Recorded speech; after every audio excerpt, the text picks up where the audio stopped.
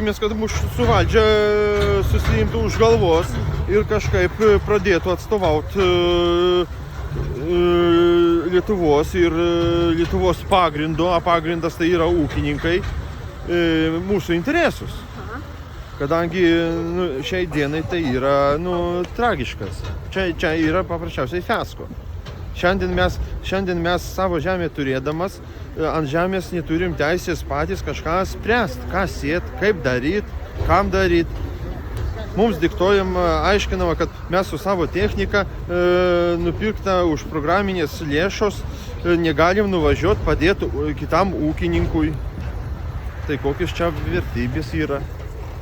Kodėl mes dalyvavom programuose,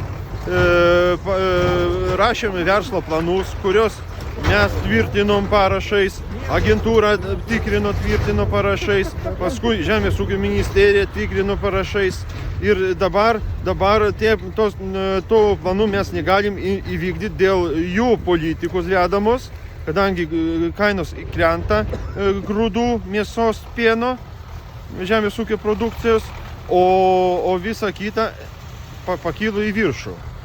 Tai dabar išeina taip, kad ūkininkai turi arba bankrutuoti, arba klastoti dokumentus, pateikti mokesčių inspekcijai, kad parodyt tos rodiklius, kurie jie tarnauja, jie reikalauja iš mūsų.